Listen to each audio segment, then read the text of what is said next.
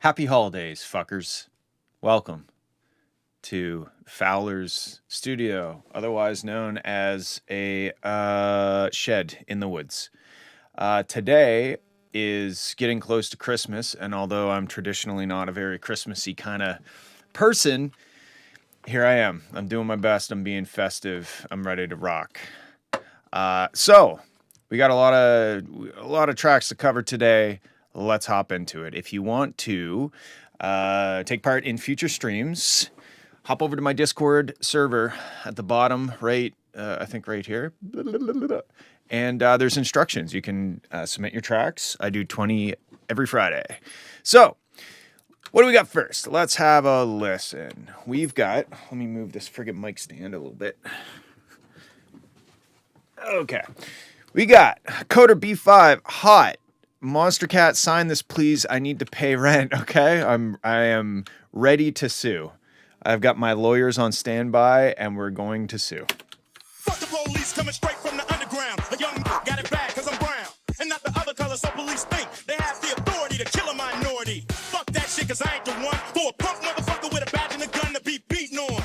And thrown in jail, we can go toe to toe in the middle of a sale. Fucking with me cause I'm a teenager with a little bit of gold and a pager. Searching my car, looking for the product, thinking that fucker is selling narcotics. You rather see me in the pen than me and Lorenzo rolling in a Benzo. Be the police out of shape, and when I finish, bring the yellow tape. To tape off. Sometimes the words is hypnotized, and I just love your flashy ways up. This is why they're broken, you're so baby. Can't you see? Sometimes the words is hypnotized, and I just love your flashy ways up. This is why they're broken, you're so I put over NY on the DKNY. Miami, DC, prefer Versace. All Philly hoes know it's Mosquito. Every cutie with the booty for the coochie. Now who's the real dude? Meaning who's really the shit? It's Rod Dix, Frank like Pussy, Stick on the Lexus, LX, 4.5. Bulletproof ass chips if I want some ass. Gon' blast me, so ass questions left. That's how most of these so-called things. Okay, I love how this. You clearly got the stems off the server, and there's no side chaining, which is real good. That's how most of these so-called things. A nigga rapping about blunts and bras, tips and bras, menage a trois, sexual expensive cars. Still leave you on dribble. Condo paid for, no car payment. At my arraignment, no for the plaintiff. In order to tie up in the Brooklyn basement. Oh shit! Oh shit! Oh shit! Oh shit! Oh shit! Get ready for this. Oh shit! Oh! It's me, Becky. Okay. Hold up. Come on, when I come to the club, step aside. Pop the seat, don't hit me in the line. VIP, cause you know I gotta shine. First of all, give me love you long time. All my girls get down on the floor. Back to back, drop it down real loud. I'm the lady, but I'm dancing like a house. Cause you know I don't give a fuck, so here we go. How come every time you come around my London Bridge, wanna go down like London, wanna go down like London, we going down like. How come every time you come around my London Bridge, wanna go down like London, wanna go down like London, we going down like. Hey, great goose, got the girl feeling loose. Now I'm wishing that I didn't wear these shoes. Like every time I get up on the do, paparazzi put my business in the news, and I'ma get up on my face, or I turn around and spray your ass with paint. My lips make you wanna have sex. You got that? I got the bass. How come every time you come around my London Bridge, wanna go down like London, wanna go down like London, we going down like. How come every time you come around my London Bridge, wanna go down like London? Like Lund. Go down like London. Wow, thank you. That was quite the that was quite the journey. Yeah, I think I need to send you the instrumental because the instrumental needs side chaining, or you need to side chain it. But that was fun. I really liked when these vocals came in. How come every time you come around my London Bridge, wanna go down like London, wanna go down like. That's badass. Yeah, thanks for that experience. Cool. I don't know about Monster Cat signing it. Might be a little difficult, but I'll pass it along and see what they say. All right, what do we got up next? Kaidia, Holy Grail. Let's hear what she's done.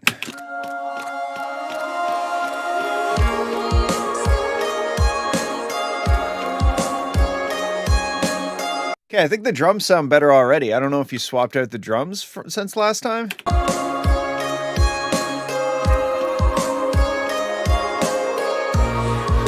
Stars in your eyes.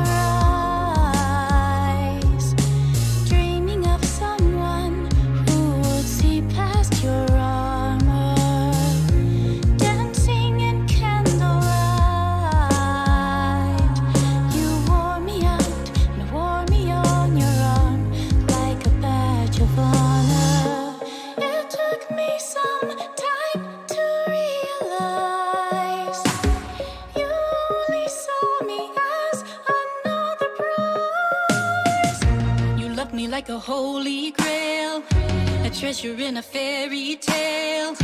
And every time you saw me fail, you turned off your light and kept me in the dark. You loved me like a fantasy. I couldn't live up to your dreams. And when you saw I had real needs, you replaced me with another broken heart.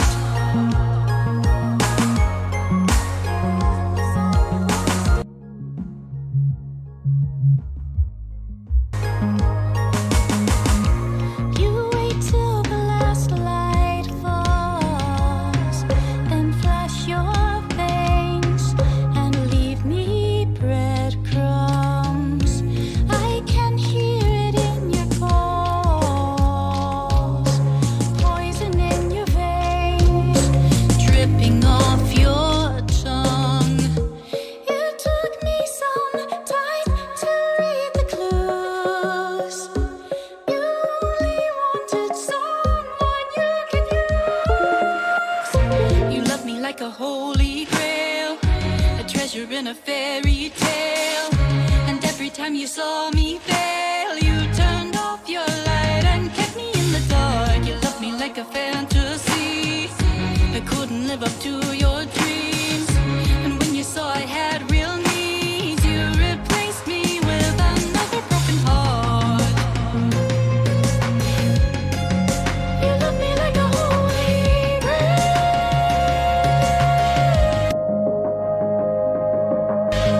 I'm falling down your wishing well. You dragged me through your secret hell. I guess I couldn't break the spell. You're the monster who was turning me apart. You love me like a fantasy. Okay, so this you've made some big improvements from what I recall. I wish I knew where the first one, the first version of this that you sent in was, so we could go A and B it. I could probably find it, but yeah, it sounded much better. Dripping off your There is a lot of kind of energy up in this kind of range here. touch me like a holy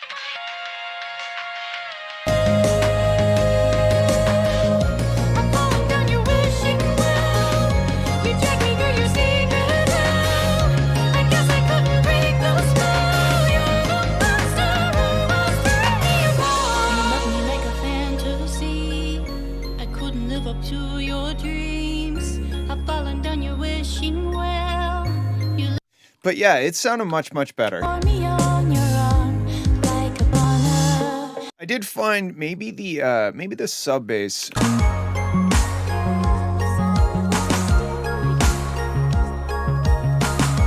You hear it in your call,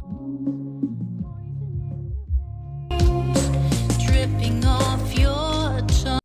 I don't know. I think the biggest thing you could do now, and also I think at some point you're gonna have to call this thing finished and slap a finished label on it and move on.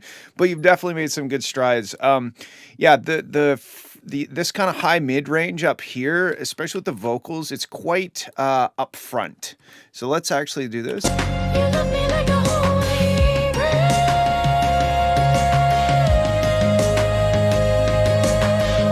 I'm falling down your wishing well. You dragged me through your secret hell. I guess I Yeah, I don't know. I don't know. The vocals are maybe a little bit pokey, but definitely, I don't know. Was it this track that you sent last week, or which one was it that was a bit too mono? This one, I feel like it has been expanded out into the stereo range a little bit better. So good moves there. I would maybe just try to get the vocals even a bit more compressed. I know that you've compressed them since I've recommended you compress them, but maybe just compress them a little bit more. Besides that, it sounded good. I enjoy it. I like this song. Thank you for sending. All right. We moved Mr. Time Zones up here. Okay. Here we go. Second meme song of the day. We got Samsung Sound Meme Drum and Bass Remix version 4.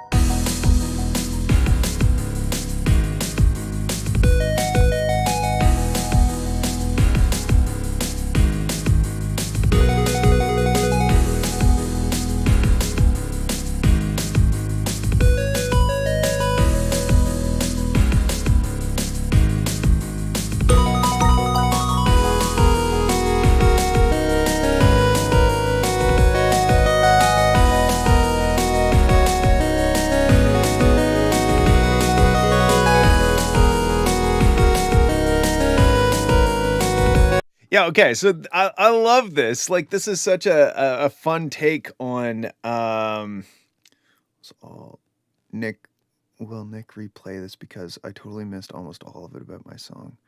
Well, to be in the VOD, but basically the too long didn't read of your track was it's sounding much better at a certain point. Slap a finished label on it and move on.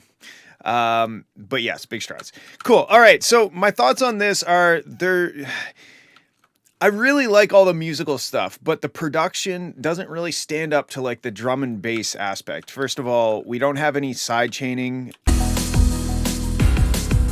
So when that kick hits, it's just like at the bottom end, it's just kind of like a mess. Every time the kick hits, it gets a little bit messy.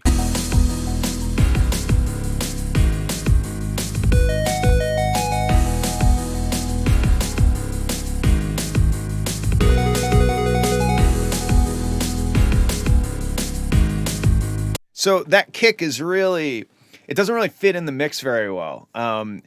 It's maybe a little bit too long. Like it's almost like an electro kind of style kick, like a doom, like it almost has a bass note to it, where a lot of drum and bass, because it's so quick and almost not forward to the floor, the kicks tend to be quite a bit shorter.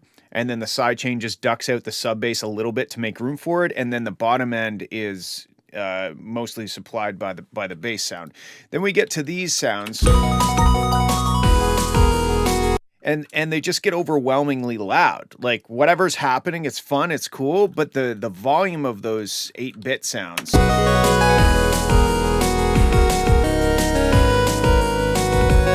Especially when you have the delay. So when you're playing these notes and they're delaying, and then that note is being added on top of each other, on top of each other, on top of each other. Why does my cameras keep freaking freezing? Jesus Christ. Anyway, when those same notes keep getting added to each other, the volume goes up every time, right? So the delay and everything, that's why during certain parts it gets really, really loud, because that delay is adding on top of itself.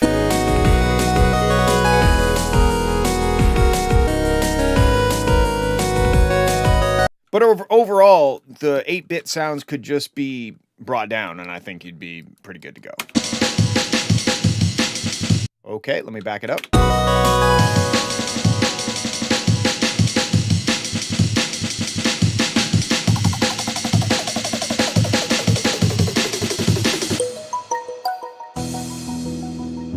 So that part's sick.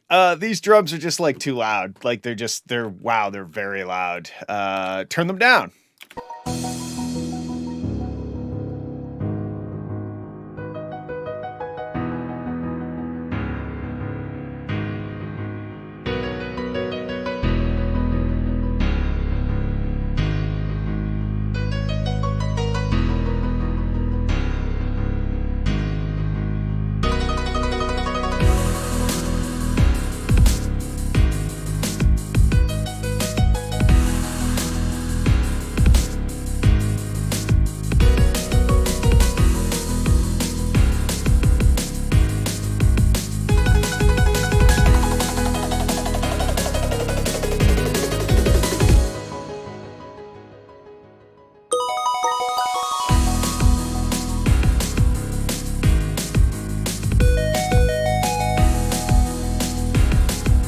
Yeah, I think if that kick was either swapped out for a smaller kick or just pushed back a little bit and shortened with the side chaining, things would go a lot better. I think this track would work better as like almost like an IDM track with a DNB flavor to it, as opposed to trying to make it like a full-on like banger DNB track, because it's not quite reaching the banger status. But I really love all of the fun shit that's happening in it and the new take on the Nokia song.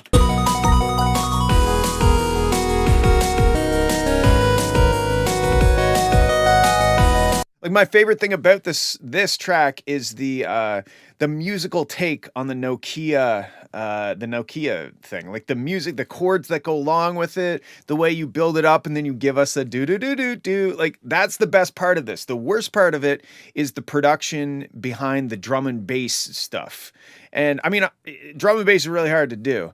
So I think if you tried to make it more about the music and less about being an absolute like heater, you know, like production wise, I think that would be great. But yeah, main concerns in terms of mix and production, kick is not fitting right.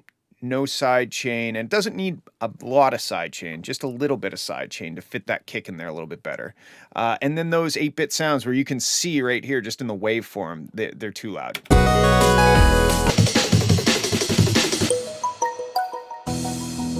Man, I love it. Yeah, cool. Thanks for setting. All right, we got Nemkai Face to Face remix demo. Let's have a listen. Look at that headroom.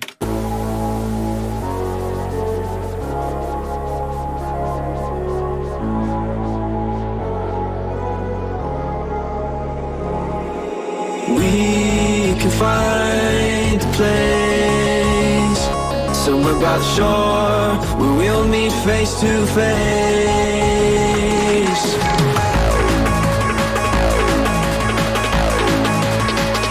Face to face.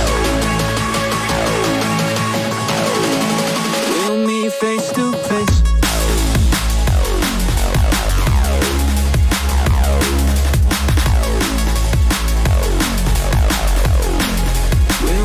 Face to face.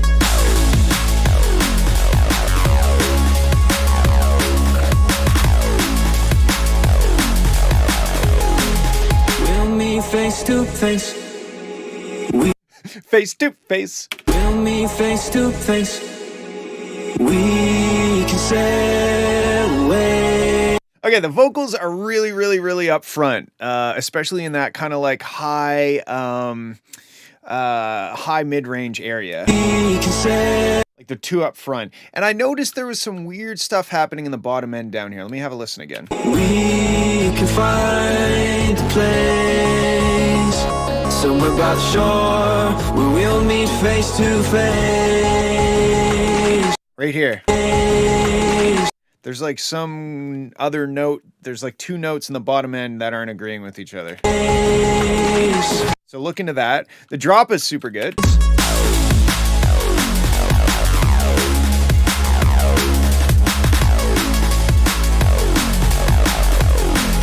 We'll meet face to face. So I think the kick is a bit too long. Kind of similar issue to the last track. The kick is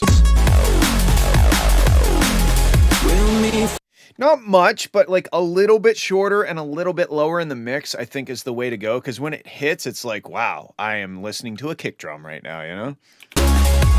We can sail away to another time, to a brighter day.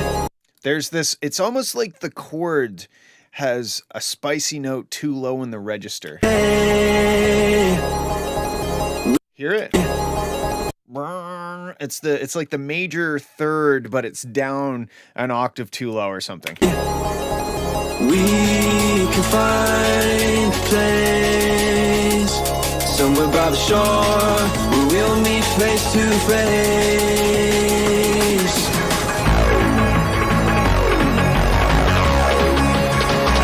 Face to face. We'll meet face to face.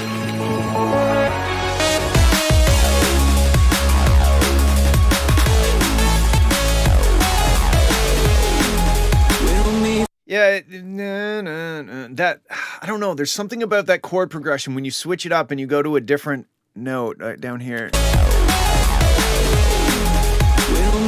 No, I get it, but it just gets a bit messy.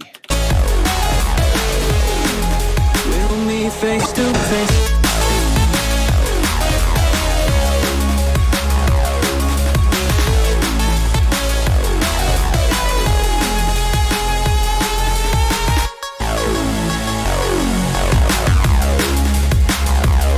And what would it sound like? So you have the bow, bow, bow, that synth, and you have the bass, and then you have like these saw chords underneath, like a pad or something. What would it be like if during one section you got rid of the pad? Because, like, I get it. I understand what it's doing. It's adding this like wall of wide sound. Sorry. And I understand that, but at the same time, it's adding a bit of a layer of haze to the whole thing.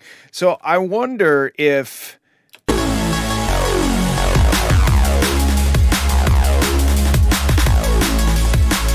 Even like just for like a certain part of the drop or something, just see what it sounds like if you take away those pads and just let us really hear that like bow synth a little bit clearer.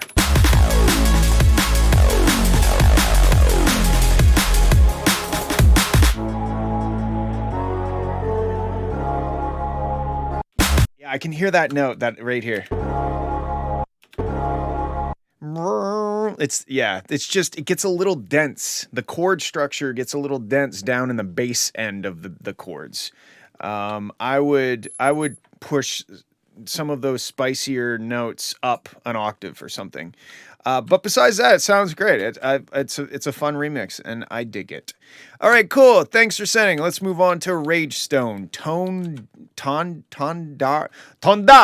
I don't know.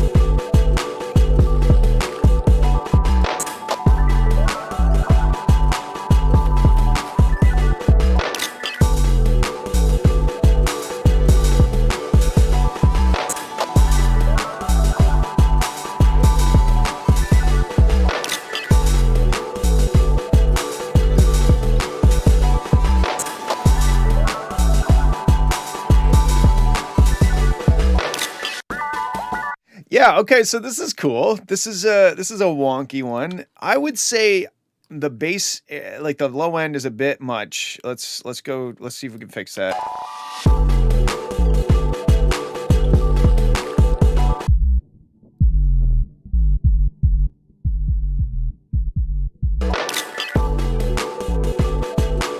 And then also, what would it sound like if it had a punchier snare?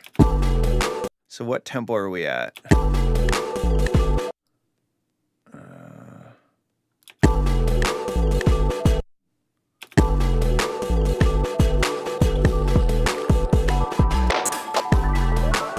$97. All right, let's slap a bit more of a powerful snare on there, and see what. And not like powerful, but like a hip hop snare, you know, as opposed to just that clap. I'm just interested to see what it sounds like if it had that.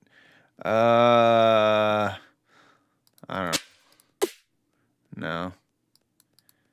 No. Let's do. Okay, let's. I don't know. This isn't really what I was thinking, but let's try this. Well.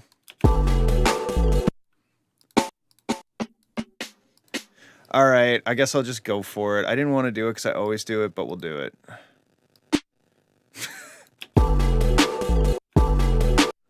All right, it's kind of layered with the clap in a kind of a weird way, but let's go.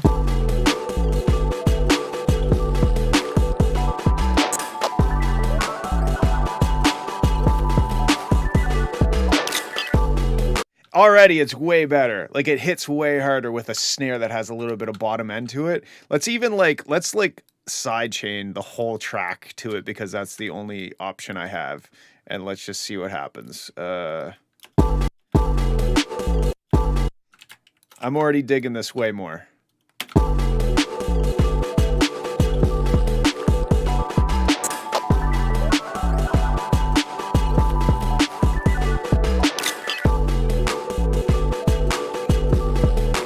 It's more of like a beat, you know.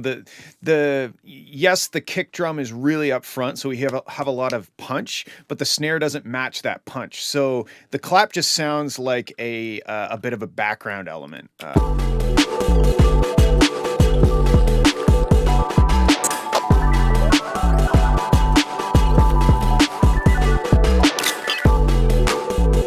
And then we need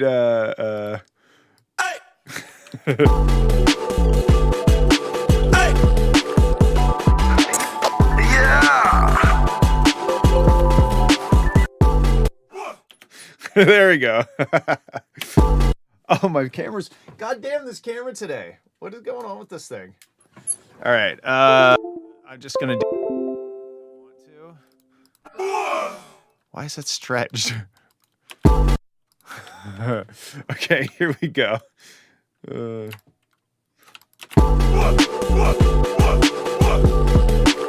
Anyway, I'm just fucking around at this point, but that's my main concern. Obviously, you just started it because it's not very long, so make it longer. But it's not the camera; it's the software that I don't know, it's janky. I need to figure out a better way of doing it. Anyway, yeah, better snare, more snare. Snare. All right, we got Castistan Overdose featuring No Overhead Cam. Love Me Now.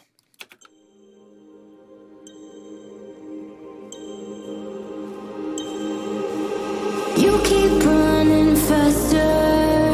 I can't figure out why I feel the pressure in this heart of love. Swimming in your ocean, drowning in your down.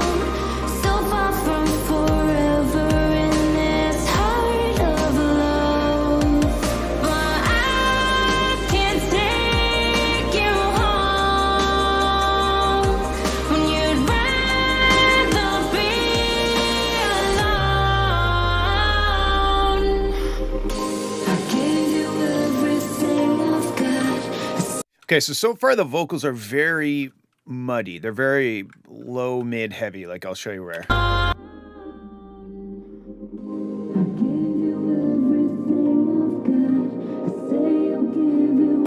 So this frequency range, you need to get rid of quite a bit of out of the vocal. I gave you everything I've got.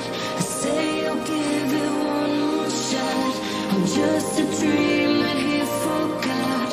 He loves me now, he loves me now. I gave you everything I've got. I say I'll give Know what I mean? If I go back and forth, you can really hear that. But let's move on. you loves me now.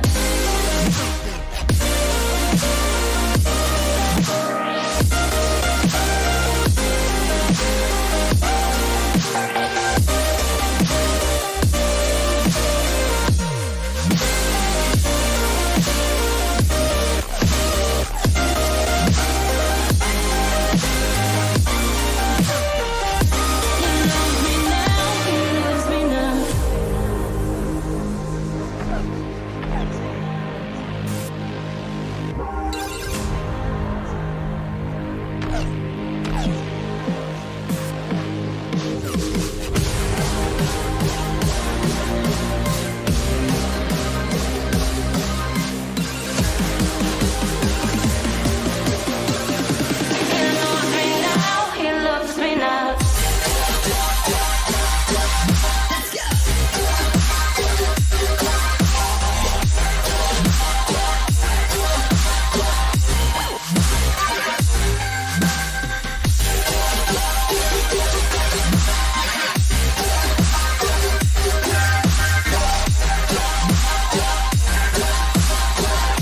He loves me now. He loves me now. Everything keeps changing. So, okay, I do agree. Somebody in the chat said the drop is miles above the breakdown. I think a big part of that is how muddy the vocals are, and it really is just a matter of like. It's also the reverb. It's not just the EQ on the vocals itself, but that reverb adds a lot of that resonance down in the bottom end where the fundamental of the vocals lives. And you need to tame that down because it sounds like she's like eating the mic, you know, like she's right up close. So a little bit of A and Bing it against a track of a similar style and listen specifically to the vocals of like a track that sounds great and is polished properly, and then listen to yours and figure out exactly how to shape that vocal to be a little bit less muddy in the bottom end. That's gonna do wonders for it because the drop sounds great, but those break sections, the vocals just sound a bit not mixed very well. He loves me now.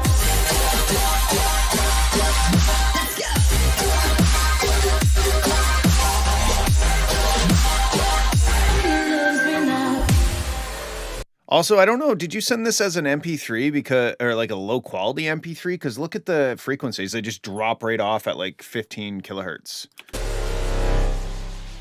Everything keeps changing. Lost my solid ground. But I'll keep on remaining in this heart of love.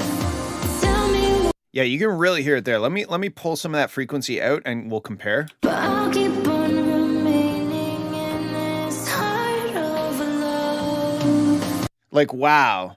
I'm pulling a lot, almost 8 dB out of the entire track, and it sounds better to me. So if I go back and turn this off and on, Everything keeps changing. Lost my solid ground. But I'll keep on remaining in this heart of love. all right, cool. I think you get the idea. Hope that's still remaining in this heart of love. Now I'm with somebody. Right where you left me. I gave you everything I've got. I say I'll give. Yeah, the vocals have too much low mid, especially when you put them on top of, I think, like the piano or But I'll keep on remaining in. I think in part it has to do with the reverb, because reverb really that fundamental of the vocal where it's the loudest down where like the note is, you know what I mean, as opposed to all the character of the voice and the breathiness and all that stuff, that goes into the reverb tank and it just kind of reverbs itself to death. If that makes sense, right? So the reverb definitely isn't helping, but at any rate, there's just too much of this frequency that I've dipped out, which is, I don't know, probably 200 to 300 hertz. But again, I think against a bunch of, maybe not a bunch, a couple tracks that you think sound really great, like the mix sounds really great.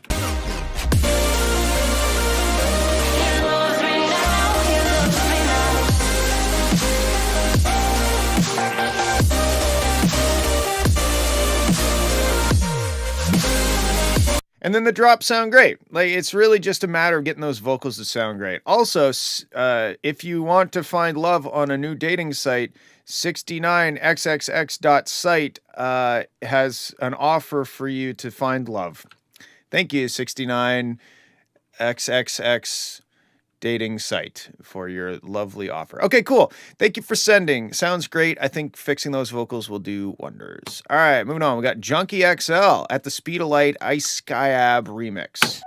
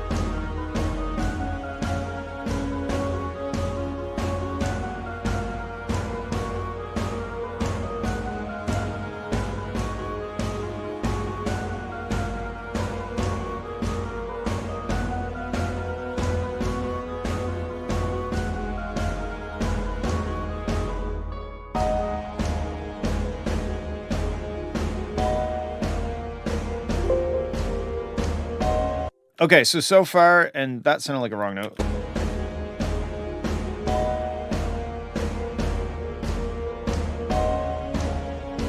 That's very spicy.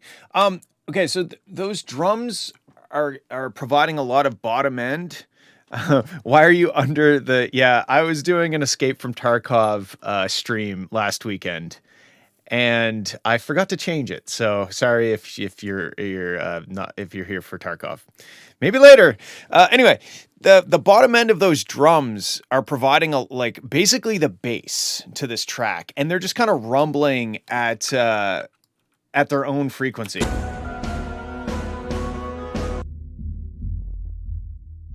and it's not like necessarily in the key of the song.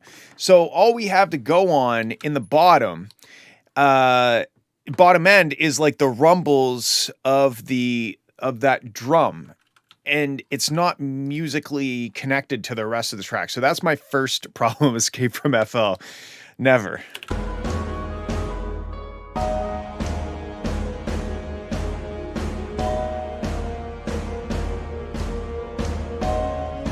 And this throws me off. I don't understand musically why.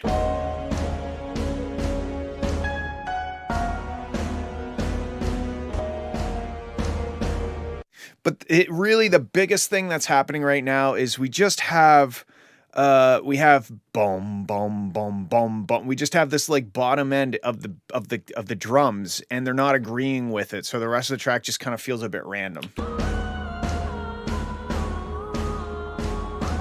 And the pacing, like maybe it needs more swells and stuff. It doesn't really carry my attention as much as it should. Like we've been listening to the same kind of marching band drums for a while now.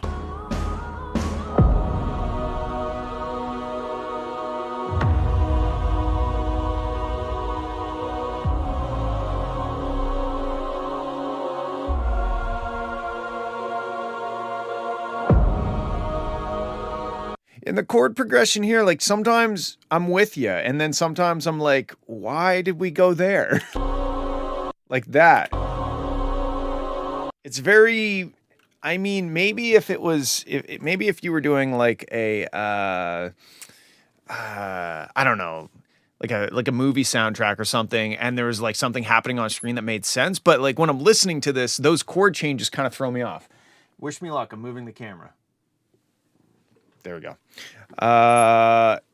Yeah, so I think overall, figure out the bottom end and, I don't know, tame the chord progressions a little bit. But yeah, that's what I got to say about that one. Also, what's up, Essentialist? I do remember your name, although I do not remember how to say it. Yes, I do agree. It was an interesting trip, and I could see it going well with maybe something on screen. Cool. All right, let's move on. We got hard-coded open daytime. Well, it's quite quiet, so let's just normalize it real quick.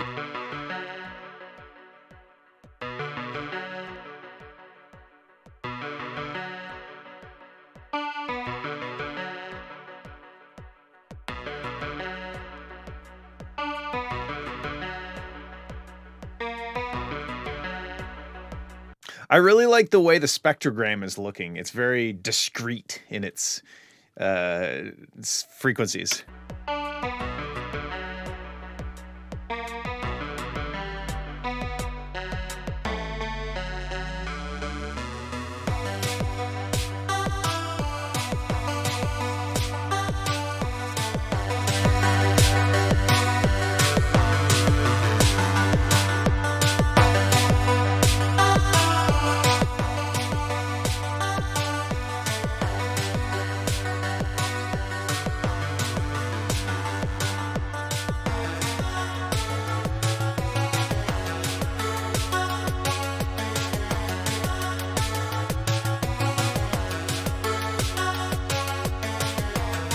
So I don't really know what to relate this to. Like it's kind of chiptune-y, but it's also kind of like Casio organ style beat, and that's cool and unique.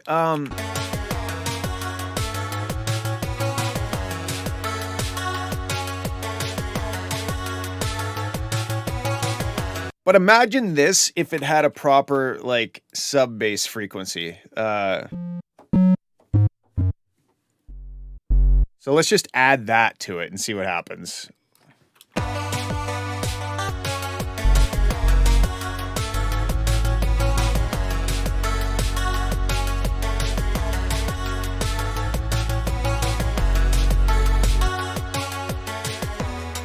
So me just adding in that bottom end, like we're missing that bottom octave.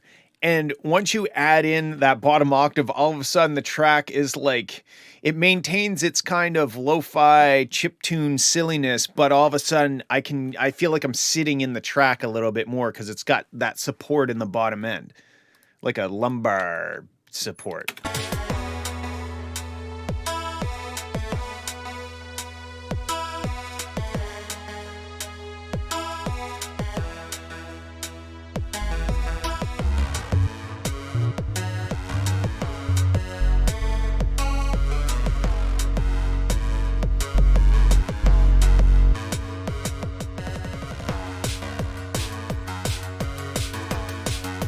Yeah, really. Like, this is its own thing. I don't really know what to call this style of music, and that's not necessarily a bad thing, but adding in that bottom octave is just going to add a much better foundation for the whole thing.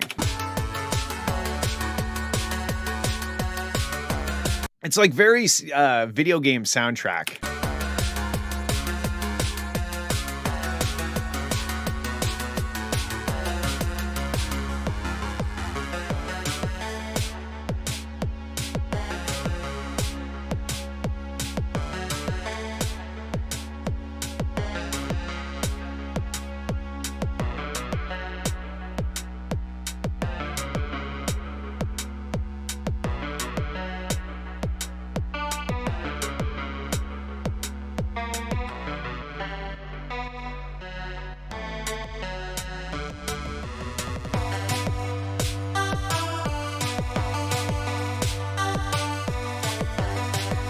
Yeah, especially here. Like this part, it's a cool part, but like check this out. If I just solo the very bottom end of the track,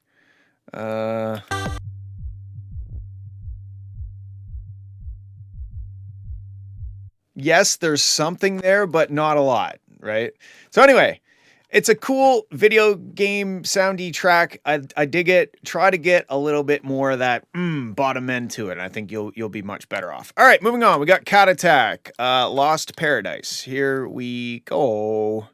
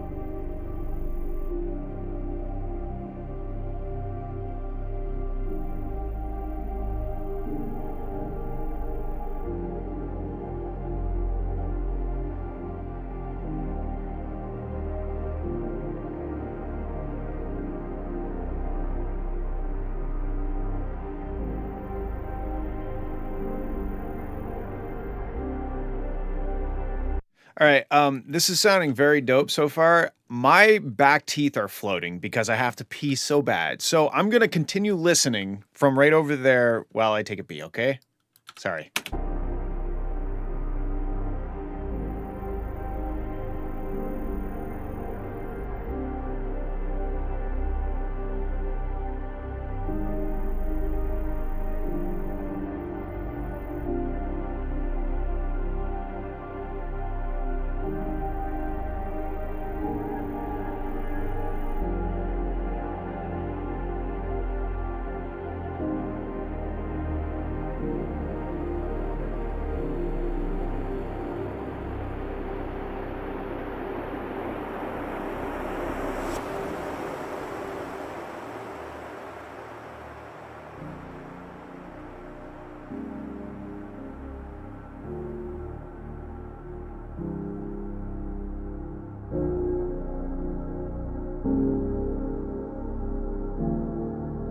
Okay, let me back it up here.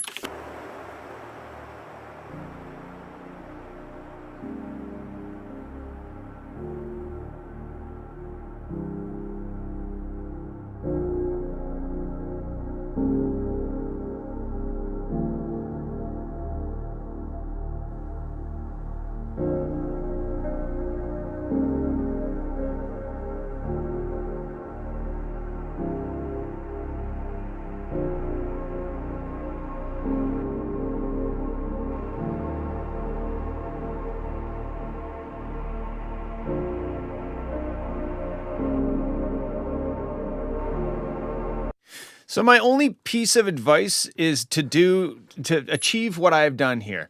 I know the track's not supposed to be super bright and super like in your face. It's an atmospheric track and everything, but there's so much texture and stuff in that top end that I feel like it's just getting overpowered by that low mid of all the pads and the soft piano and stuff, right? I would like to hear, and it doesn't need to be just this big shelf on the master, like maybe you can pick and choose different instruments to provide more of that top end. But I think whatever you do, if you could give us just a bit more treble.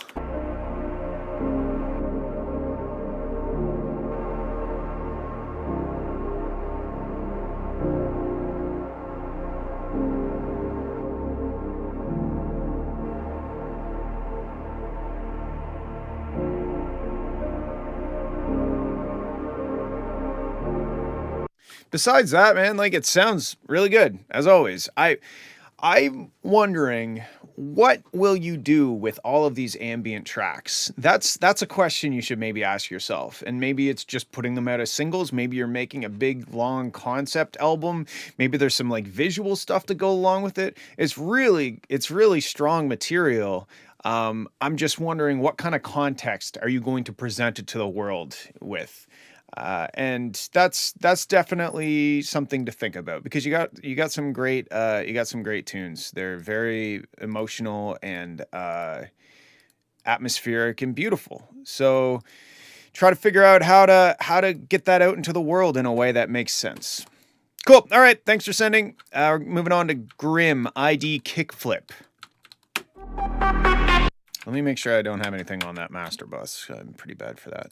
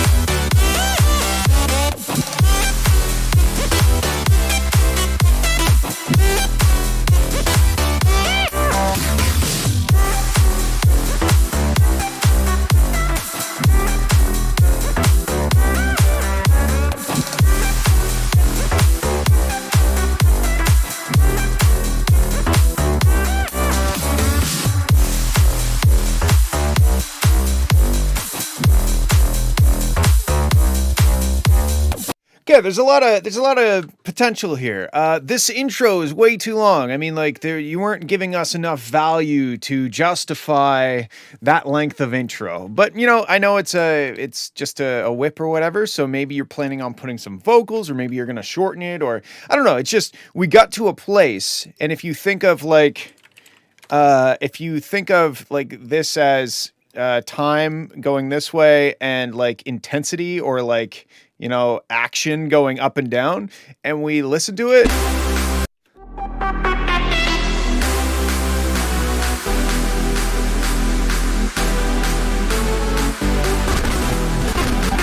Right? Okay, so that entire intro is basically at the same level, okay? Then we get to here.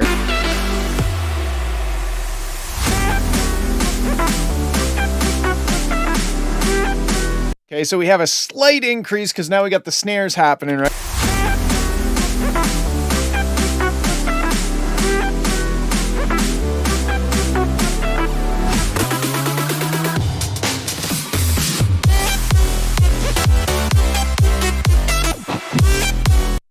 And then we finally get to the drop here, right? But if you look at this curve, it should maybe look a little bit more like, like, whoa, something like that. That feels a little less plateauy, if you will. That's my big suggestion for this. The sidechain is also it's kind of so deep that some of the lead notes are like, whoa, in my face, and then some of them are barely audible. Like right here, it goes doon down, because those doon are on the downbeat where the sidechaining is at its deepest.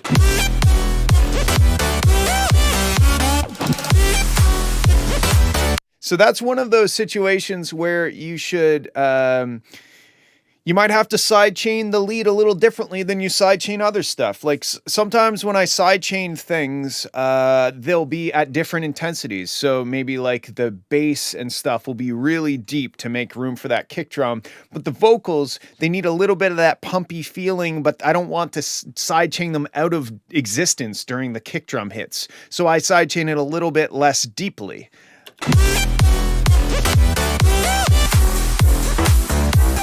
Besides that, it sounds dope, and I hope you keep going with it, turn it into a track. All right, cool. Thanks for sending. We got Foyson, Chromatic House. All right, I expect to hear 12 fucking notes on this one.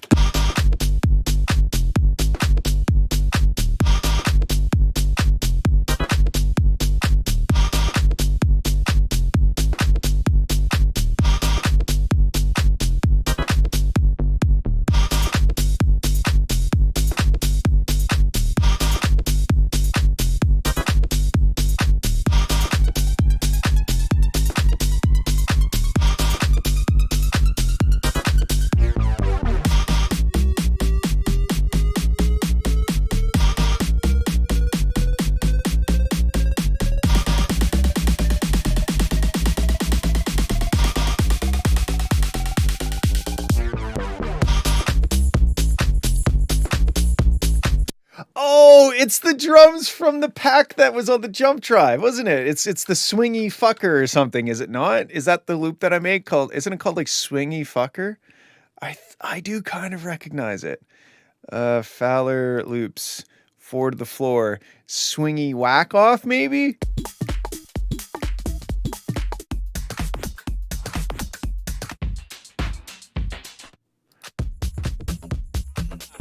Is it this one?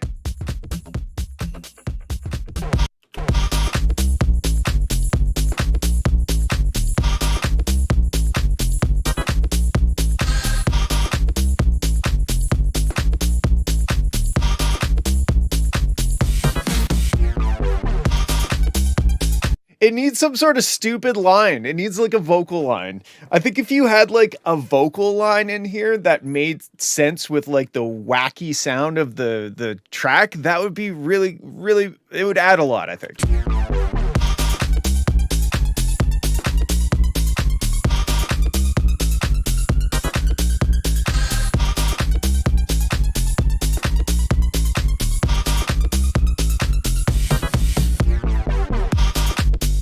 It needs a hook, and you need to do more little turnaround things. Because, like, I dig the vibe and the groove of it, and I'm not necessarily getting bored of it. But at the same time, it needs little, like, turnarounds and little, like, fills and little sounds and stuff.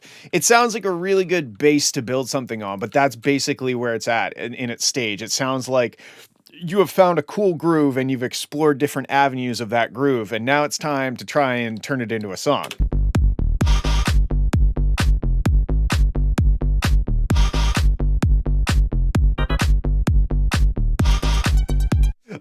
Like, it's not that there's no turnarounds. That little that wherever it was.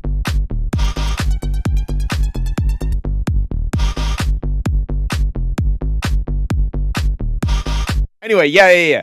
That's the stuff that I like. All those little weird, wacky things, because that's what this track is. It's a wacky, housey track.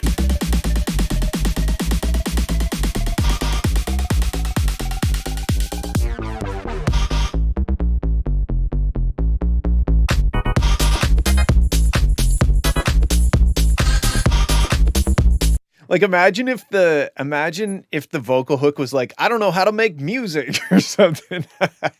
I don't know. Cause I love the weirdness of it. It's fun.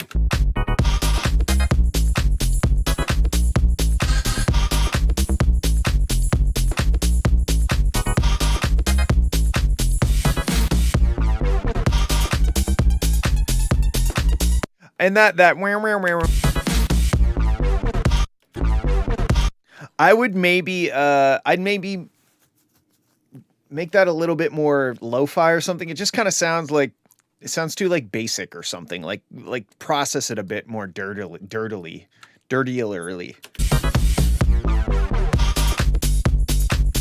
Very funny. Nice old reference. Also, maybe some sort of like dusty vinyl kind of sound underneath it might help things too. Like, you know, like a little bit of a vinyl layer really quietly. Might be cool. But yeah, this is a fun wonky track and I dig it. Cool. Thanks for sending. We got up next. We got Adexi out of Dome. Like you're not getting any more blowjobs? What does that mean?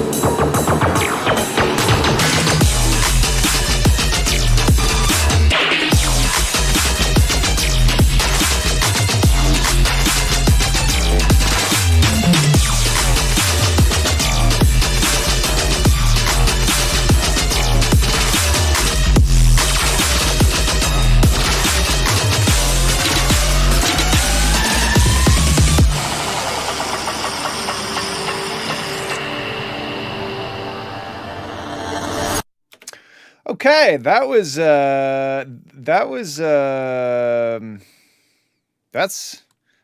That was loud. I mean, like it's kind of like too loud, but I guess that's the thing.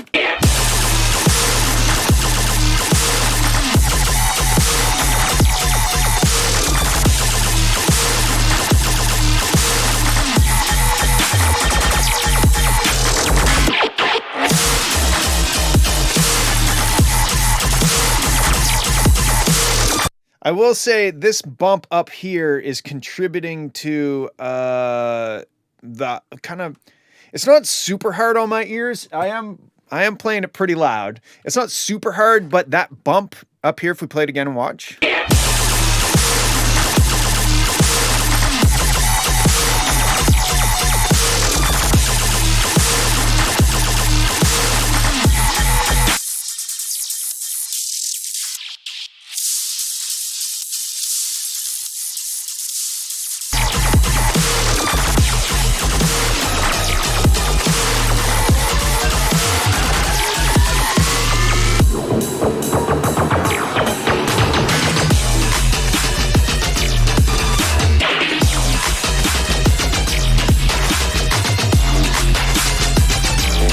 Yeah, it's a bit hard on the ears, but I mean, like, it's kind of like, you know, listening to death metal and being like, yeah, this is a little too heavy, you know? Those guitars are a little too distorted. It's kind of in the context of the song. I don't really know what to say besides it's loud. It's good. If anything, it could use a hook or something, because this entire track sounds like it goes from the start to the finish, and it was an excellent journey, but I don't know how to describe this song to somebody. I don't know how to be like, oh, do you remember the song? You know, that's kind of the test that I always do. If you can relate to somebody, if you can be like, hey, have you ever heard this song? It goes dun dun dun dun dun dun dun. Like, that's kind of what I get from this one. But even if it had a vocal hook, I think there's vocals in there somewhere, but they're just like being destroyed.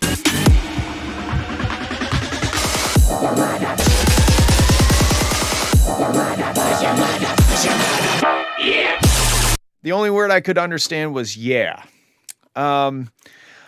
I don't know, man. If I were you, I would probably try to make it a little bit less wall of harshness and maybe pull things back just a little bit, especially in that top high mid range where it tends to get real harsh. But besides that, it's a fucking banging track. Try to get some hookiness into it too. Besides that, I like it. Thank you. Thank you for sending. We're going to move on. We got Duke Gray, Crescendum. Okay. Jesse Cage, maybe, As You Fall. My reading skills are A1.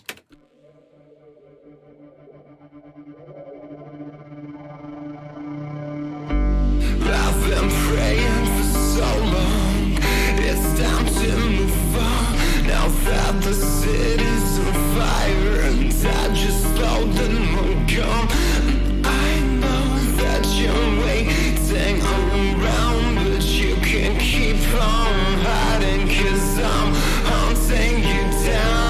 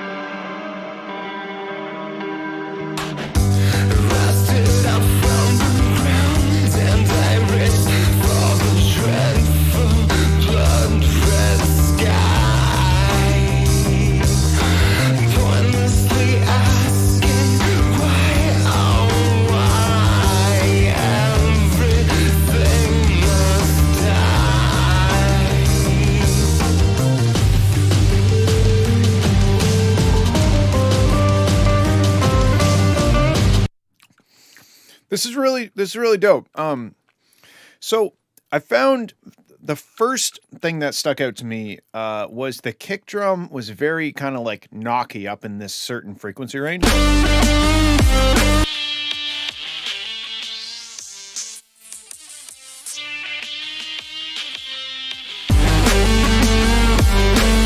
And it makes it feel like the kick is on top of the mix, because we have kind of this like bed of sound, and then we have this really resonant transient for the kick drum. It almost sounds like you gave it like a big peak or something at 5K or something around that area.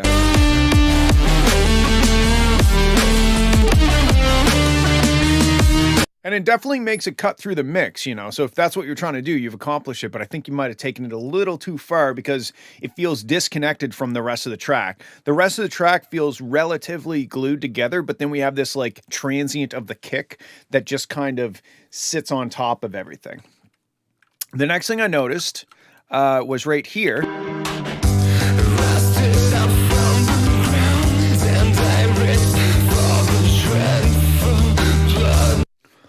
We're very narrow, mono, like stereo wise. Especially if you look here, and that makes those vocals hard to understand, because everything is there's definitely the bass guitar, which sounds dope. I love what the bass guitar is doing. Maybe you could like double the bass guitar and pan them as if they were like rock guitars. You got to make room for that vocal, because everything is kind of sitting on it right now.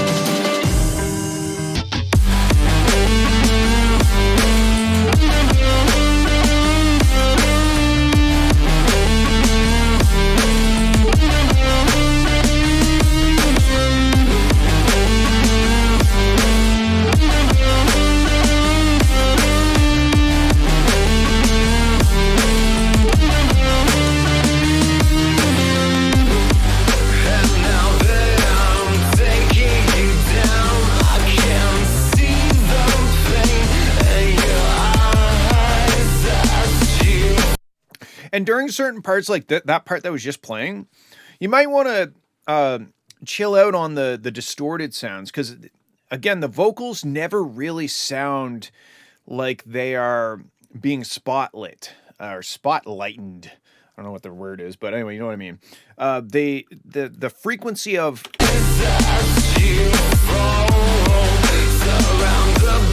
I'm not sure if it's a guitar or what it is, but it's like... It's got that sound to it, and it's stepping on the vocals. So no matter any part of this track, we can listen to it, and the vocals are always kind of competing with something in the frequency range. Here they were competing with it in the stereo image range, but most of the time... Around, but you bet you're waiting around, but you can keep on hiding, 'cause I'm saying... It's not as much a problem here. It's almost competing with itself, because you have this really present, almost like slapback delay, short reverb thing. I know that you're waiting. I don't know, man. I think it might sound better if you dial that way back. Just like mute it and see what it sounds like in the mix. I find sometimes I'm guilty of this. I'll be mixing something and I'll add an effect like the slapback or the reverb or whatever to the vocal, and I'll like it, and then I'll keep working on the mix, and I'll kind of forget that I put it on the vocals. And then I go back and I can't quite figure out why the vocals don't feel right to me. And then maybe I put that delay on it for some reason that doesn't exist anymore. Maybe I put it on because the track sounded wildly different back when I put the slapback on the vocals. And then I developed the track to a different place. Then I go back and delete the effect, and all of a sudden the vocals are like sitting way better and stuff. So just see what that sounds like without any slapback or reverb. Just totally dry. See what that sounds like. And then if it probably, you know, you'll probably want something on it, not totally dry, but if you like, if it sounds clearer, like you can understand the vocals better, then turn all of your, whatever the effects are, the reverb and the delay, turn it all the way down and slowly work it up until it sounds right. But I do find that it's kind of stepping on itself. Keep on hiding, 'cause I'm hunting you down. And it's like wide, like you got this like layer. I don't know if it's a double of the vocal or if you've like processed it and pushed it to the sides. It's cool, but it's kind of stepping on the toes. And then yeah, the kick drum being kind of really present in that.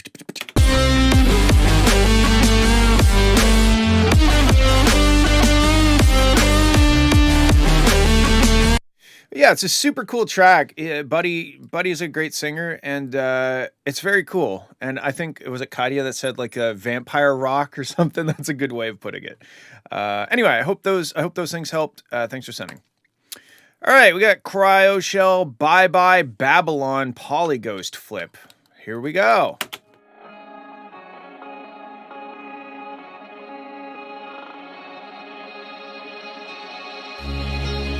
Release, let me take on eternity. Taking one more step and let it thrill me. I'm building up my nerve so you can wish me well. Or you can wish me hell. From pride we'll fall. Bye-bye, Babylon. While staging for the sun. You're playing everyone, so don't you know it don't belong. Bye-bye, Babylon. Now it's coming to run. Burning in the sun, we better be. Bye-bye, Babylon.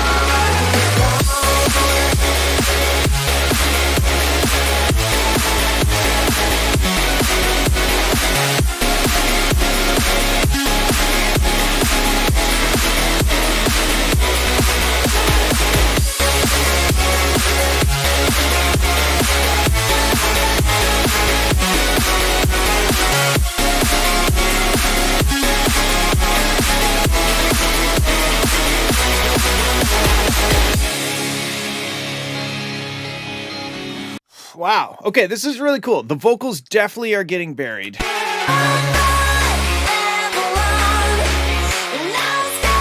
Don't be afraid to let the track not be full balls to the wall loud outside of the drop sections, you know? Pull it back a little bit. Those vocals, especially as we're getting closer to the drop and everything's opening up and getting louder and brighter, the vocals just kind of go away.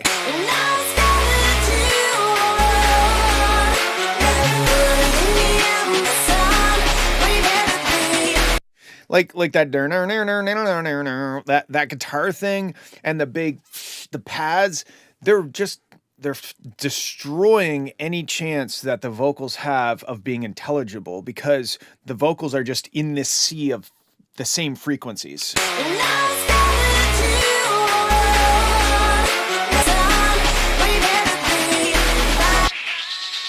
Like up in that range.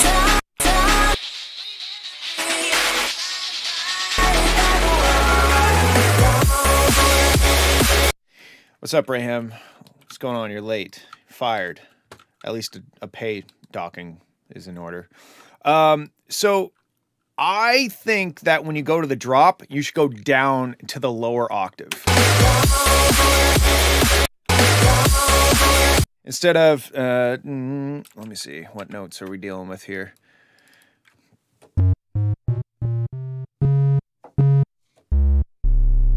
C sharp, that's pretty low.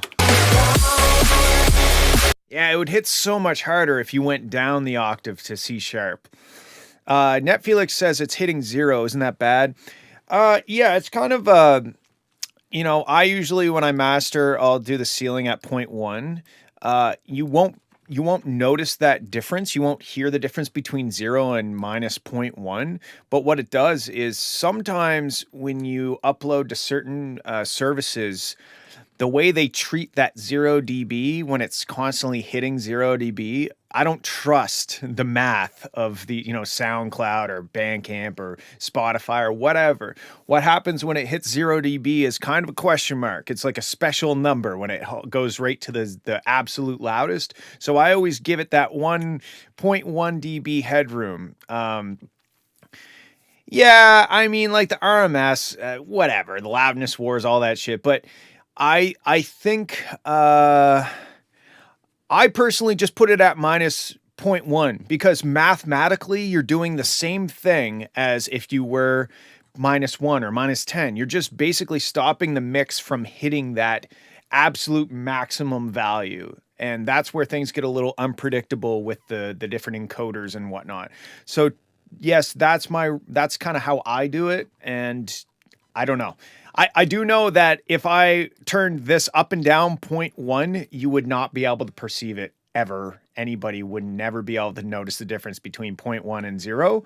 But what I'm doing is I'm never allowing the signal to reach that full scale value, and I'm avoiding potential issues with encoders in the way they handle that number. Okay, cool. Math aside, let's get back to this track.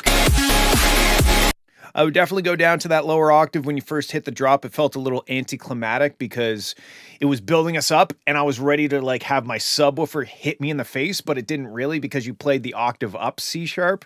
I would go down and play that bottom C sharp to give us that full, that full drop experience. But you won't let me be. I'm calling for belief. Be sure I will be there,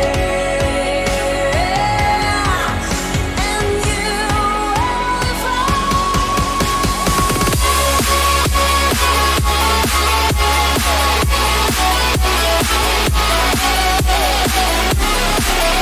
Also, this is kind of like the synths. Wow, words. The synths, the guitar, that is very, very loud. You can see when the kick hits, we have a drop in volume. I think if you brought the synths and that wall of sound, if you brought that down a little bit, just so that even if it just kind of matched the loudness of the kick drum, then you would be able to bring the master limiter down with that. But the kick drum would now be a bit loud. I guess you could kind of do the same thing by turning the kick and the snare up, but I think it's better practice to turn the other stuff down. But yeah, the wall of sound feels a little bit too tall. Tall wall of sound is too tall.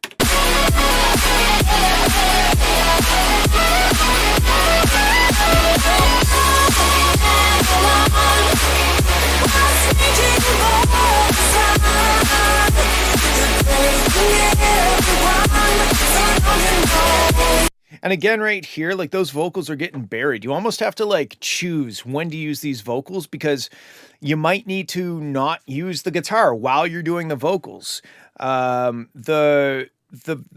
Because you got the and it's cool little thing. It's like its own thing. And then you got the vocals and they're their own thing. But you're playing them together and they both are trying to occupy the same space. And we all know that two things can occupy the same space at the same time. Einstein.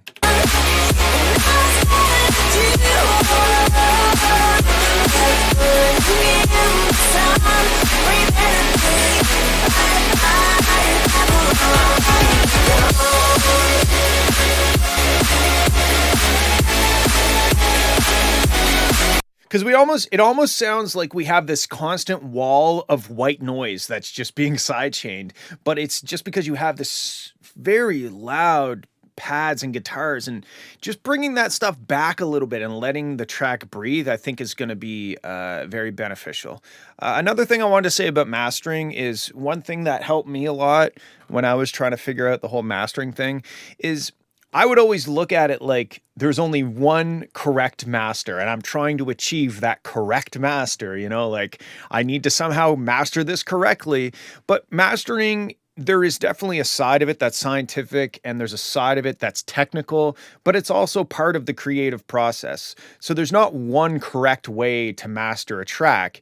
There are wrong ways to master the track. If something's like way too loud or way too quiet or way too much energy in the 5 kilohertz range or something. Like, there are technical things like that that are kind of objectively bad, but the rest of it is part of the creative process. So just have a bit of fun with it. Lean on the science when you need it, but at the end of the day, don't stress too much. As long as it doesn't sound horrible, then you're probably all right. Okay, cool. Yeah, very cool track. It's a slapper, certified slapper. Next up, we got Trapaholic Chant. Nice. I find that overused. Okay, cool. Moving on. We got Beyond the Fox, Into the Storm. These are some sharp-ass transients.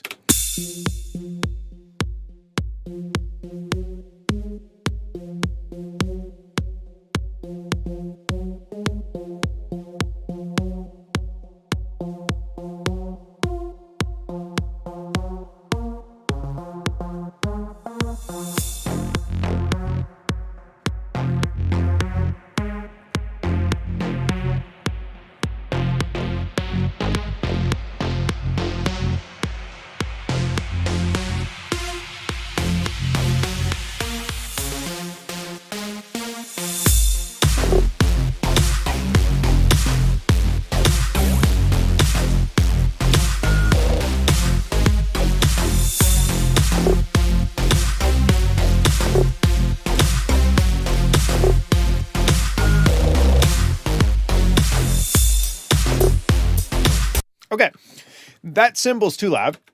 You could really right there, that the very first note, the very first hit was very loud. So that cymbal, just generally turn it down. That's an easy one to fix. Once I got into it, I was pleasantly surprised. This intro was a bit boring, just because there wasn't a whole lot of stuff happening. Like, we basically have a kick drum and a synth, and okay, bye, Duke. Thanks for sending and hanging out. There's just not enough happening for it to last this long.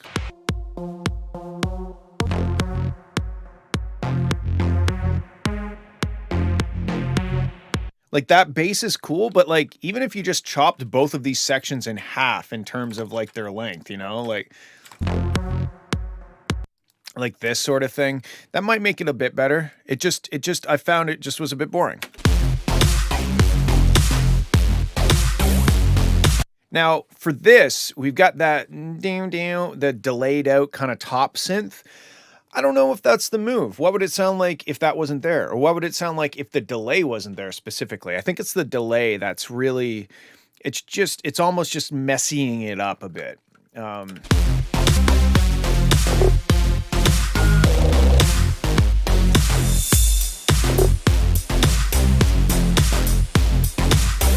Because it goes pretty hard. Like, I like where this is going. I think you would be better off if that delayed thing wasn't there. It kind of blurs the rhythm of it, the dun dun dun dun dun dun, because you have like all the delayed stuff just kind of going over top of everything else, so it kind of dilutes the rhythm of what's happening.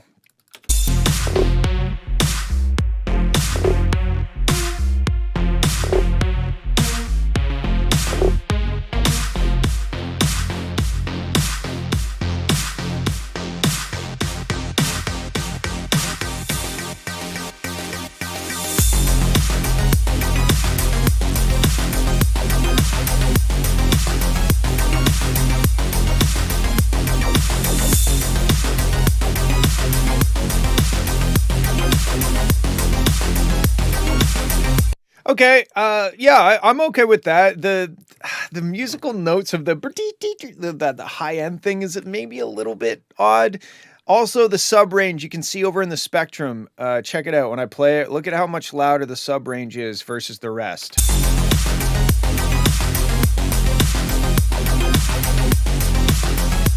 That bottom end is just rumbling away on its own, so maybe turn that down a bit. But yeah, I don't know, give those things a try. I like where this is going. It's a cool kind of cyberpunky track, and I dig it. All right, moving on, we got Amnesia, or should I say Amne5IA, Euphoria.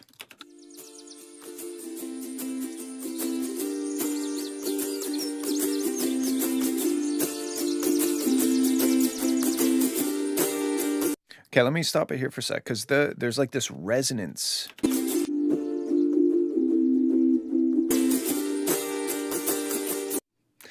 Yeah, okay. So look at that strummy thing on your EQ if it has a spectrum underneath of it, and just pull like quite a bit of that resonance kind of. It just sounds like a pure resonant peak.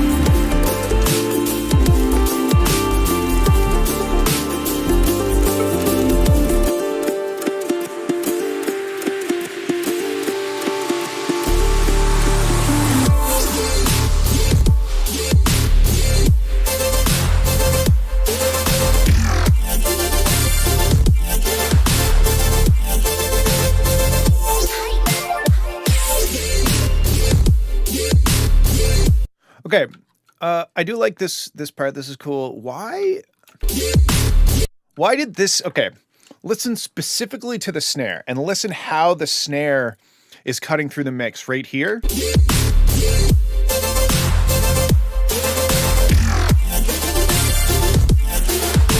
I think I know what it is. So you're not sidechaining to the snare. I think you might be better off to sidechain to the snare, because what's happening here is, I think this snare is kind of piggybacking on the sidechain off of this kick drum. So the sidechain hasn't quite come up to the top, like released all the way to 0, and that snare sneaks through. But see how like the next snare doesn't really have much punch. Like we hear the, oops, sorry. We hear the, but we don't feel the punch.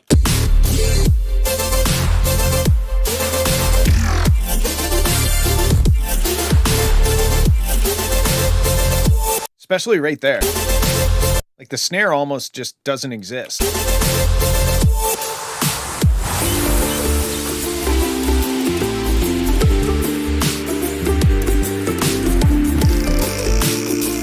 And these parts with the strum and stuff, like the breakdown sections, they don't need to be this loud. Like I understand the drop being loud, but I feel like if you're pushing the breakdown and the musical sections this hard, it's just making it unnecessarily harsh. There's no reason to be this loud during these sections.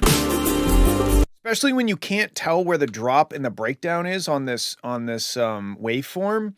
That's how you know that you maybe pushed the breakdown sections too loud.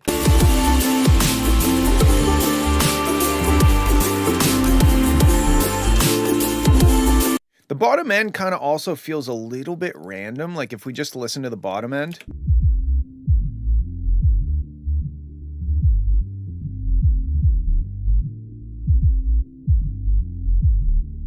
It's maybe just a bit too random. Like I get like having that kind of the bass runs and stuff like that, but if they followed the chord progression a little bit closer and provided the bottom end to that strummy thing, because I mean it's not, it sounds like maybe ukulele or something. I don't think it's guitar.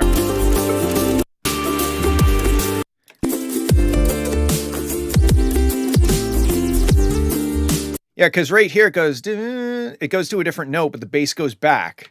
So if we just listen, and I'll play along. So it's in D, so you're going.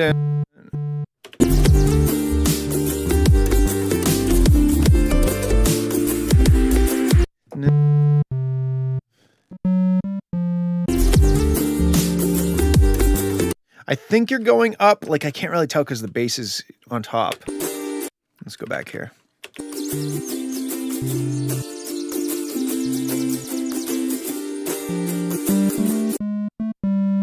Okay, so you're going D, C, G. That's what you're doing with the strummy ukulele thing.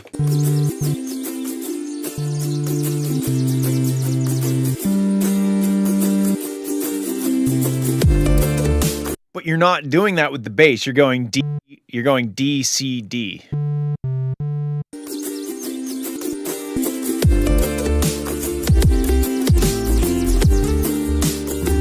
See how you go back to D? And that kind of confuses me a little bit because the strummy thing is going up to G, but the bass goes back to D. And I don't know. I think the bass is almost being a bit too interesting for its own good, you know? Like, at least give us the anchoring of the chords by giving us the root notes of the chords, and then do your fancy kind of runs and stuff on top of that, like not at the same time, but, you know, like put in a little bit of the spiciness. But at the bare minimum, we should have that bottom end following the chord progression of the song.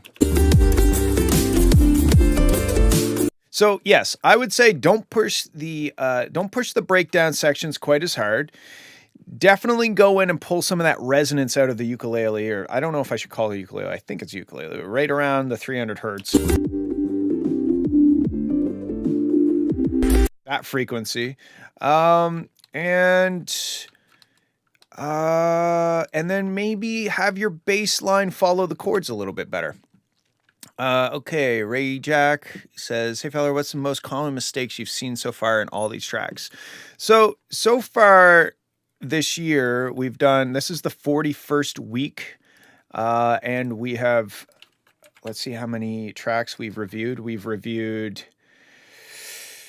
it's counting, 751 tracks. So this year we've reviewed 751 tracks. I think the biggest mistake that I'm hearing in these tracks is being too loud, or trying to be too loud. That's, I think, number one is just trying to be too loud. And maybe number two is muddiness in the vocals. I think if there is vocals, being able to pull out, it feels kind of wrong pulling a bunch of that fundamental frequency out of the vocals.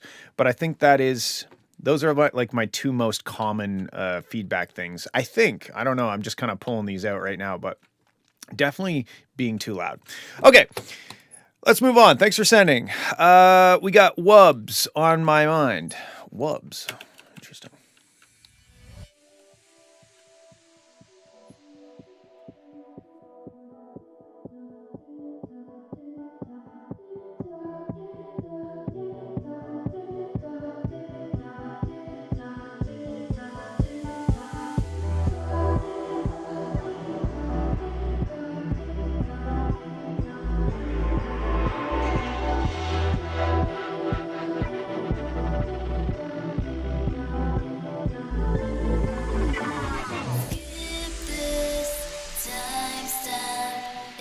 To rewind bound to these feelings stuck on my mind. These feelings, they call me. Okay, I'm going to stop it here for a sec. This was really nice. This intro is really nice, but when those vocals came in, they caught me off guard. Like are they being compressed? Hear how the vocals are like, yeah, they sound like they're almost being compressed by the master limiter or something. And they're very scooped. Like they're lots of high frequency, lots of low frequency, but like the mids are scooped right out of them.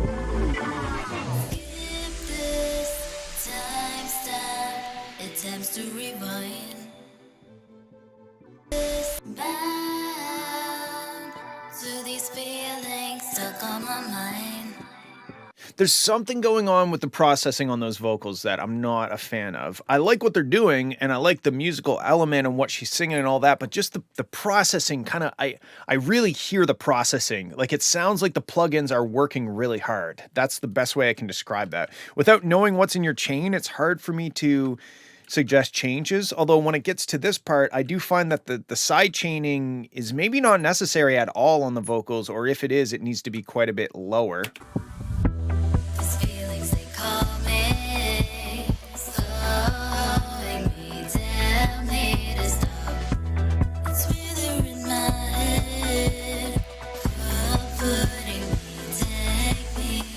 You know what I mean? Like it's distracting. The processing on the vocals, I guess the best way of putting it is it's distracting. Instead of me listening to this lady sing her thing, I'm hearing like compressors pumping and like the scooping of the mids and the side chaining. It's just too much. Like maybe dial back the processing in general. It tends to rewind. It tends to rewind. Stuck on my mind. Stuck on my mind. It tends to rewind. It tends to rewind. Stuck on my mind. Stuck on my mind.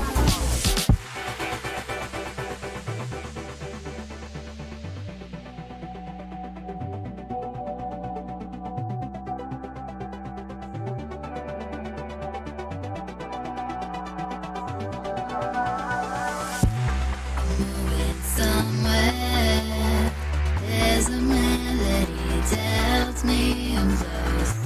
I'm moving somewhere, there's a melody tells me I'm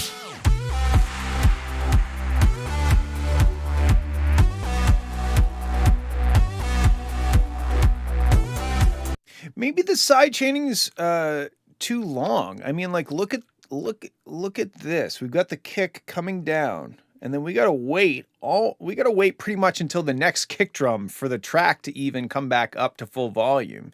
To me, the side chaining, it's just too intense and too long. I mean, we should have the kick and we should have the side chaining filling in this kind of empty spot.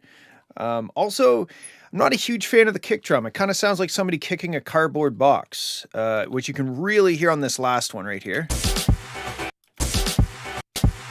Sounds like a hollow cardboard box. Like, I think maybe finding a better kick drum would be maybe a good call. The instrumental is really good. It's nice and musical. I like the harmonics. I like the melodic stuff that's happening. The vocals are the biggest problem to me right now because they just sound like they're processed in the wrong way. These feelings they call me. So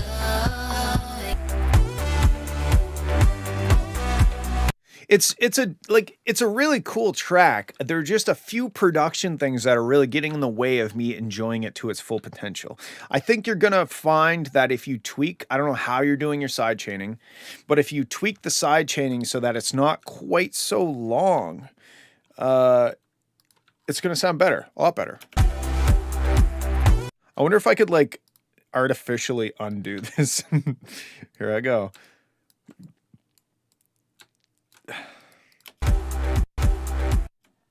I mean, like, it still sounds overly side.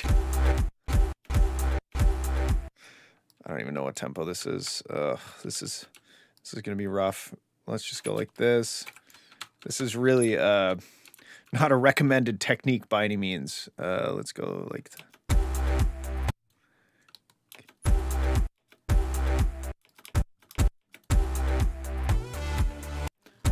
okay, I don't think that's the right tempo.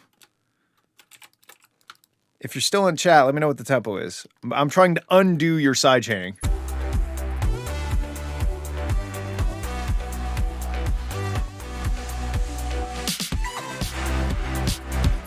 Okay, I'm definitely not the vocals. Oh, okay.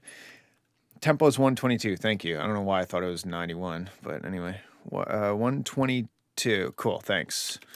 So, oh, it's because I wasn't at this. Okay, I see why. So now let's try this. I don't know. This probably isn't going to sound good. I doubt it's going to sound good, but I just want to see what happens if we... I've never done this before, so this is new territory.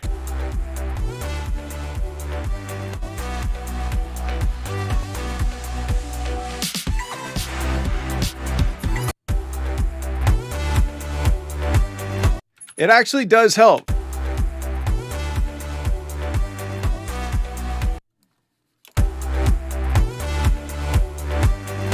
So yeah, I think your side chaining's a bit much. I I would maybe scour the internet for some useful tutorials on how to process vocals, because they don't sound horrible, but they're not processed properly. And whatever's happening to duck the volume on them right here.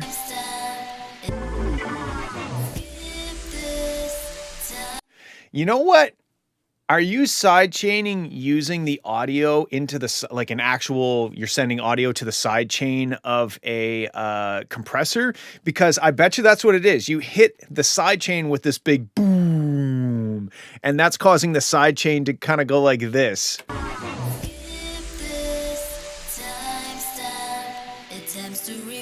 Yes, work on the vocal processing and the sidechaining. Those are the two biggest areas that this track needs, in my opinion. I don't know what DAW you're in or how you're doing the sidechaining, but it's just not quite right. So look into that. But super cool track, though. I definitely dig the song for what it is. I think you just need to work on that processing a bit more. All right, thank you for sending. We got, what the fuck is this? I feel like we're getting half of the waveform. What have you done? What is this? Oh God, okay, here we go.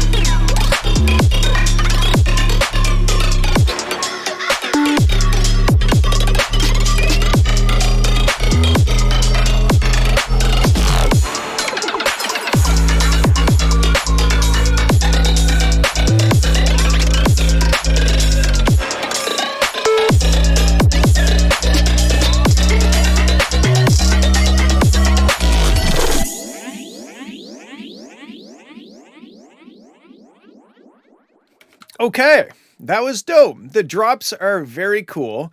I would take your Reese sound here and put a high pass at as low as it'll go to get rid of that DC offset, because I'm not quite sure. I mean, besides me wanting to scroll up, like every ounce of my soul wants to scroll up because it feels like I'm not at the top of the screen, and that really stresses me out. But besides that, it could be doing funky things, hitting the master limiter asymmetrically like that. So I think it's good practice. And you might not even be aware of the DC offset, but it's good practice if you are aware to high pass it, even if it's just something like, if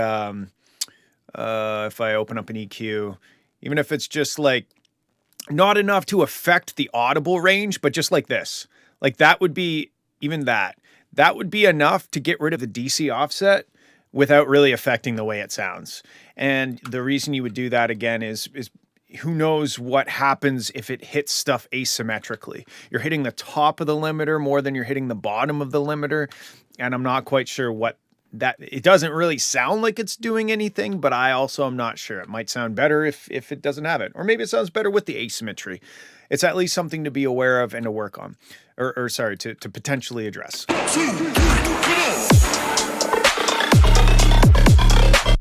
Yeah, okay, so other than that, my thoughts are it needs more of an identity, you know, and this is another thing that I say quite often. The track, it's a dope beat, and the drop sounds awesome, and it's fun and wacky and shit, but I have a hard time, what am I going to remember this track for, you know, besides the cool, wacky sound of the drop? We have, it's almost like all of the elements are like background elements. Like we've got this Reese thing, we've got a beat going, we've got an arpeggio going, but we don't really have a vocal or a melody or any sort of hook. There's vocals going, but I don't know what she's saying, and the melody is not exactly hooky, right?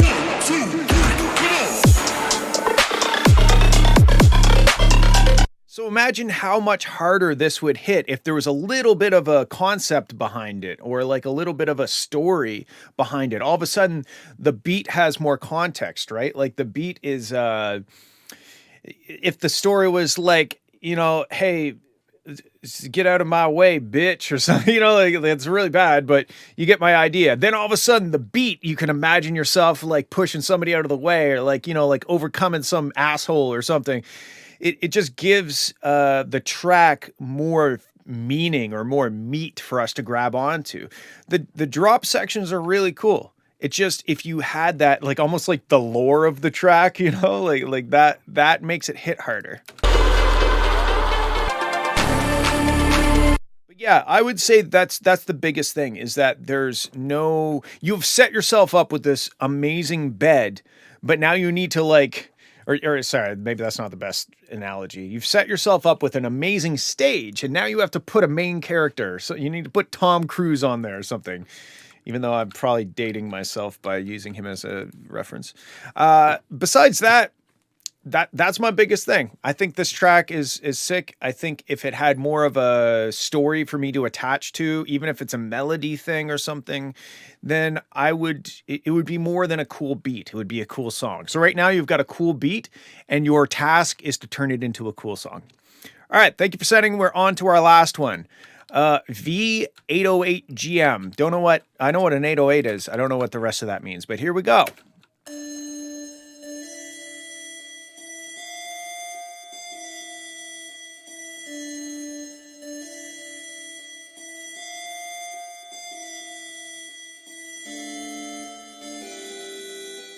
Okay, so far, these, in this track I tried to mix a bunch of genres together. Okay, cool.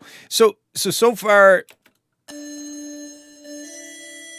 the way that that synth sound is reacting with the reverb makes it very almost ear-piercing, right?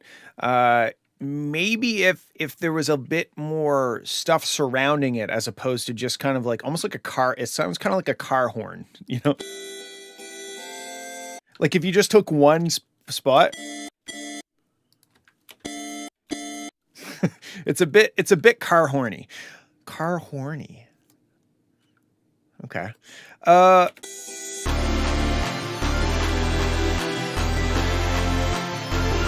because see here, it doesn't bother me as much once it's surrounded with other elements. But when you're just playing just like the two notes on that synth and the reverb, it pierces the ear a bit too much.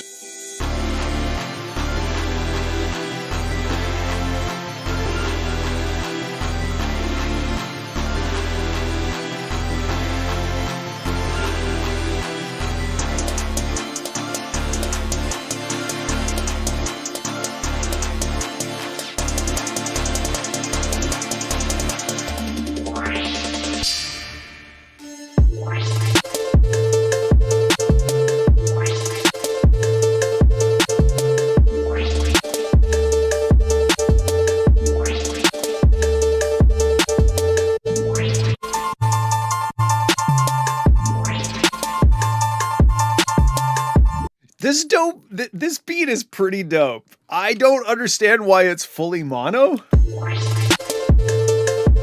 Like that funk thing, I think, the cowbell sound, whatever that thing is, you could spread that out. Also, if you went down to like okay, let's see what note you're playing. Oh, sorry. There we go. 808. So you're playing you're playing A. You know what I mean? If you played that lower octave.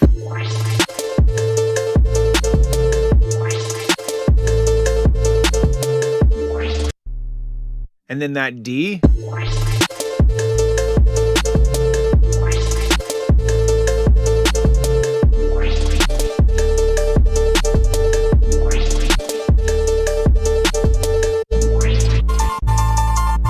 Yeah, they will, Raham. You just distort it and add some harmonics. Done deal. So that would be, I think, exploring the 3D space of stereo would be nice. Also, this drop is like miles better than this.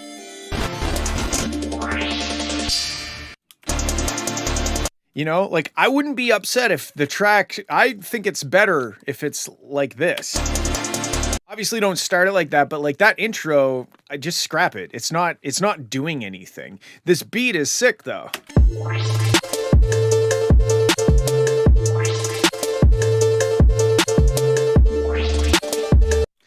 Oh, but if you just gave us that sub at some point, even if you held off and then gave us the sub, that could be cool. So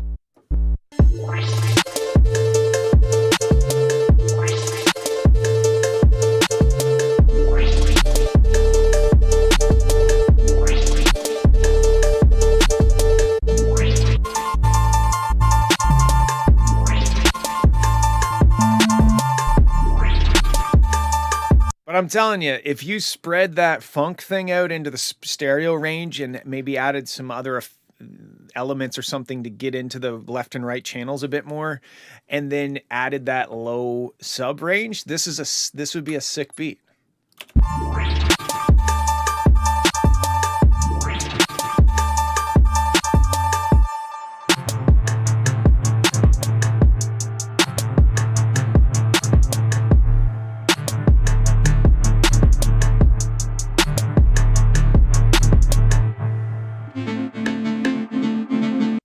Yeah, those are my thoughts. I think this is sick, needs to be stereo, needs that bass, and the intro, it just doesn't do anything for me. So I hope that helps. Okay, cool. That's everything. Here's me in all my glory, and also all the trash that I have created during this stream. Thanks everybody for hanging out. I hope that everybody has great holidays and happy Christmas and all that jazz, Hanukkah, whatever kind of thing you're into. Yeah, if you want to get in on next week's stream, go over to my Discord server, discord.gg/FowlerMusic. And the instructions are there. Why is my brain not working? I don't know. Maybe this hat is too tight. There we go. I got hat hair. Nice. All right. Happy holidays, all you fuckers. I'll see you next year. No, wait. The next stream is the 30th, so not quite next year. We'll see you next week. All right. I love you. Have